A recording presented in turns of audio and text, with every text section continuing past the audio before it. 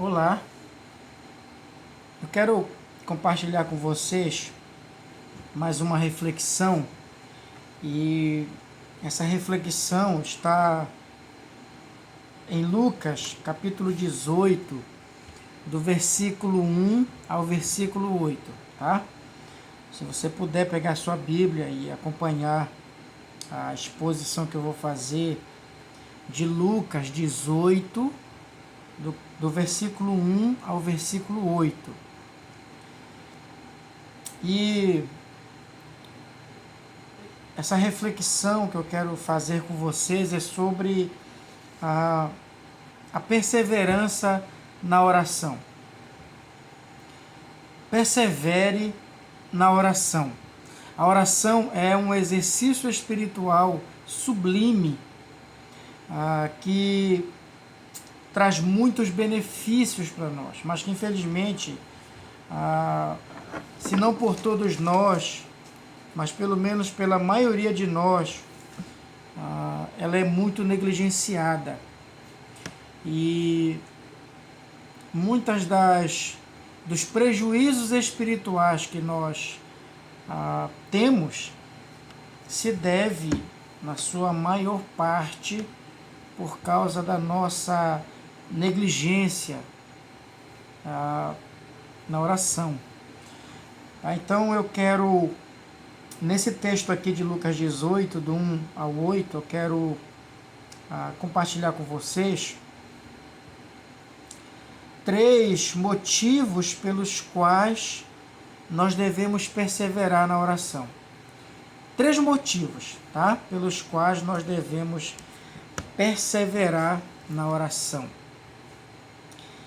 E o primeiro motivo pelo qual nós devemos perseverar na oração está aí no versículo 1 do capítulo 18 de Lucas. O texto diz assim: Disse-lhe Jesus uma parábola sobre o dever de orar sempre e nunca esmorecer. Veja que aqui está o primeiro motivo pelo qual nós devemos perseverar na oração. E o primeiro motivo é que a oração é um dever, é uma ordem bíblica, é um mandamento, não é uma opção. Orar não é opcional. Lá em Mateus capítulo 6, quando o Senhor Jesus fala da oração, ele diz assim: quando orardes, ou seja, ele não diz assim, caso vocês orem, não, ele diz quando orardes, ou seja, ele está pressupondo que os seus discípulos vão orar, que é natural para um discípulo de Jesus, alguém que nasceu de novo, alguém que realmente foi regenerado, que mudou de vida, é natural que essa pessoa ore. Assim como é natural que um ser humano normal coma, durma, faça suas necessidades normais, é natural, por ser necessário a oração, que o cristão que nasceu de novo, que tem o Espírito Santo, que mudou de vida, ele tenha o hábito de orar. Então, aqui o Senhor Jesus, já no versículo 1 do capítulo 18 de Lucas, ele já deixa algumas coisas claras sobre o que ele vai falar nesse capítulo. E a primeira coisa que nós percebemos é que aqui ele vai descrever uma parábola. Não é uma história real, é uma parábola. E o que é uma parábola? A palavra parábola significa colocar lado a lado. Então, o que ele vai fazer? Ele vai colocar uma situação do cotidiano lado a lado com verdades espirituais. Ele vai ilustrar verdades espirituais por meio de situações do cotidiano. A parábola é uma história curta que tem como objetivo ensinar verdades espirituais. Então aqui ele diz que é uma parábola. E ele diz sobre o que é essa parábola. É sobre o dever de orar. Então veja que ele coloca aqui a oração como um dever, como um mandamento, como uma ordem bíblica. E logo depois ele coloca aqui sobre a oração perseverante. Ele diz que é o dever de orar sempre e nunca esmorecer. Então a oração para o crente tem que ser uma oração perseverante, constante, tem que ser um hábito.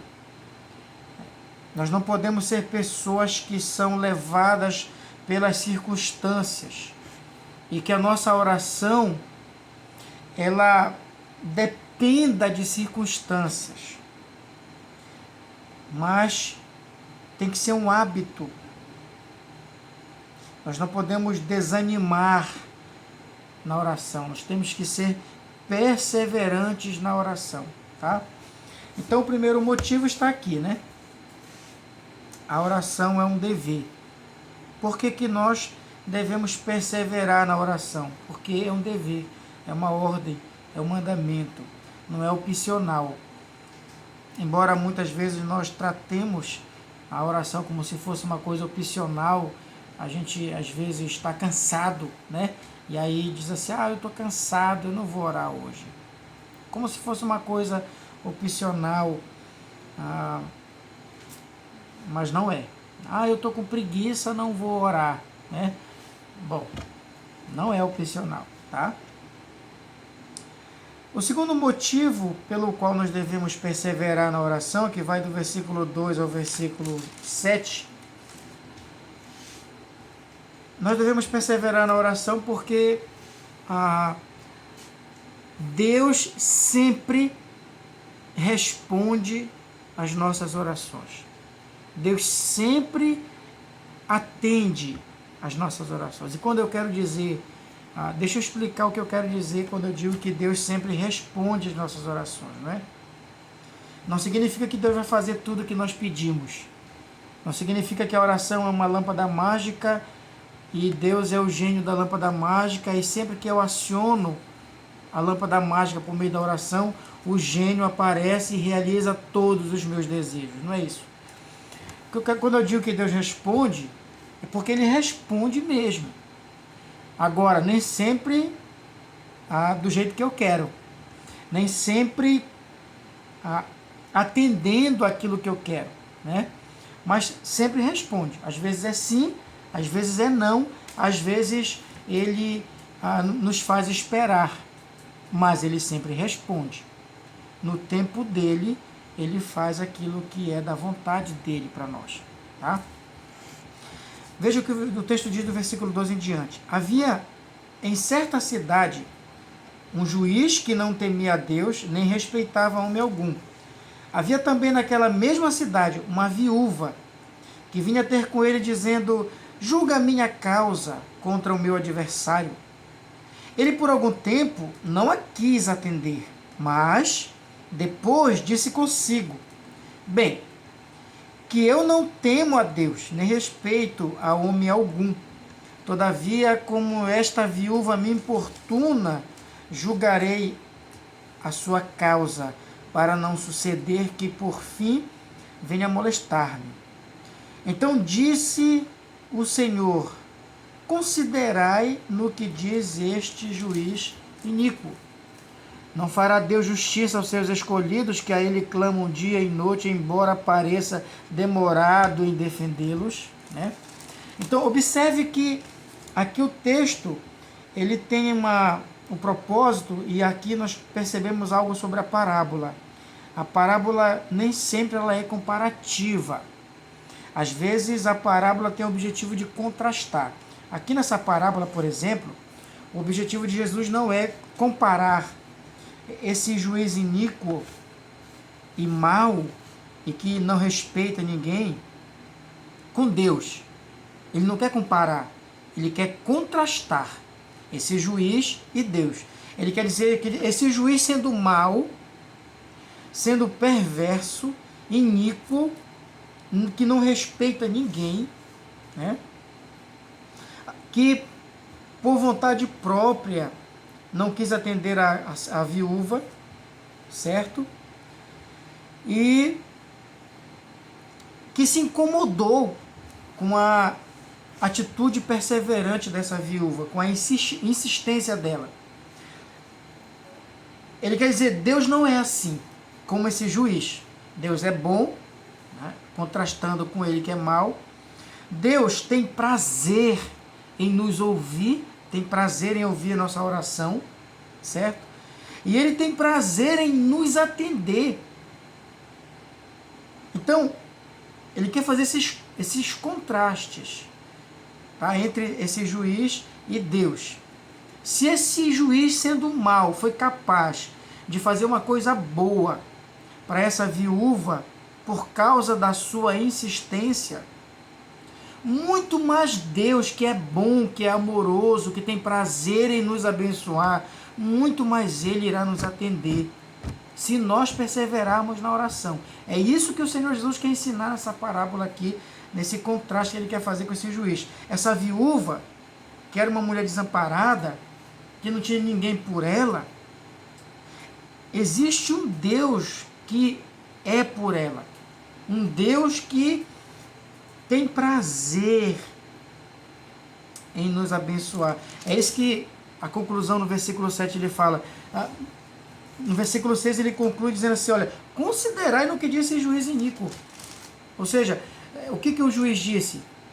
Porque essa mulher insiste, persevera, eu vou atendê-la. Não quero fazer isso, não gosto, mas vou fazer. Considerai o que ele diz. Não fará Deus justiça? Isso é uma pergunta retórica, né? O que é uma pergunta retórica? É uma pergunta que já traz na pergunta a resposta. Não fará Deus justiça aos seus escolhidos, que a ele clamam dia e noite? Fará. A resposta é clara, né?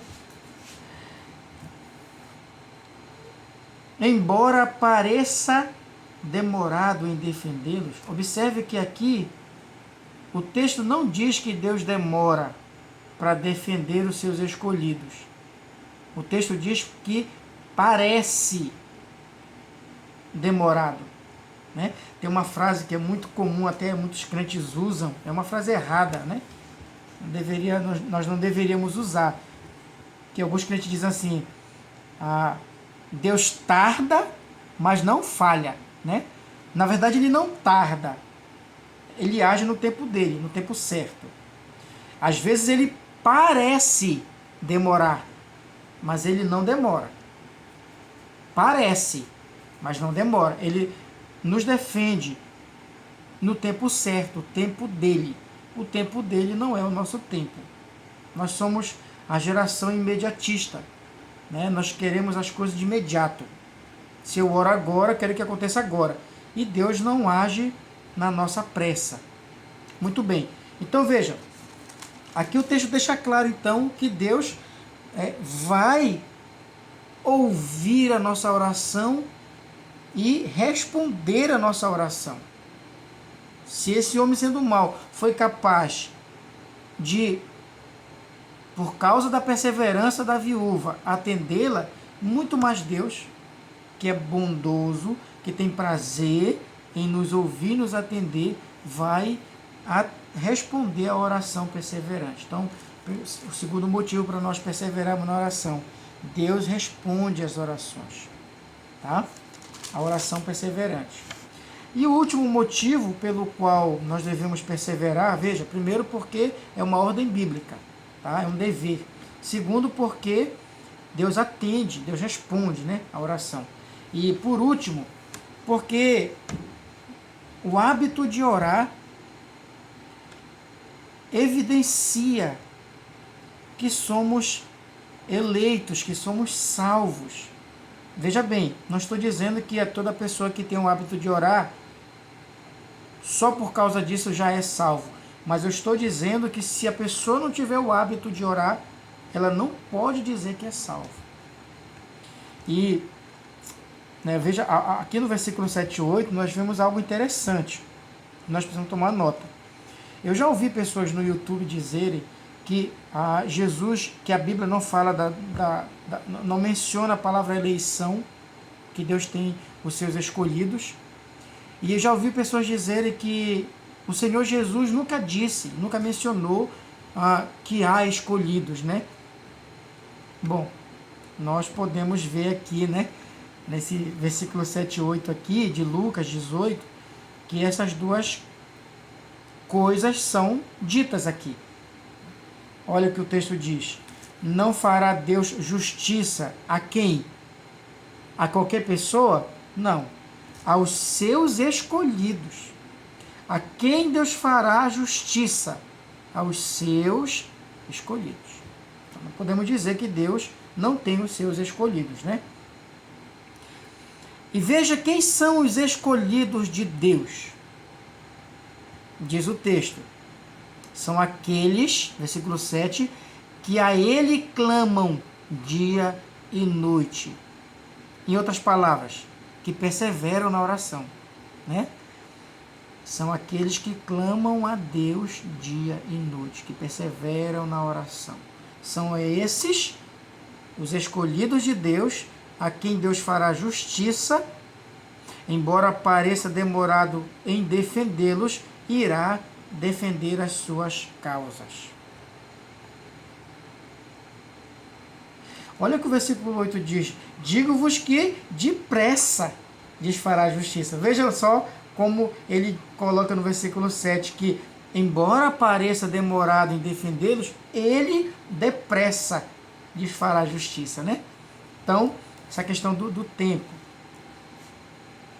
E aí o Senhor Jesus, ele encerra o versículo 8 fazendo mais uma pergunta retórica.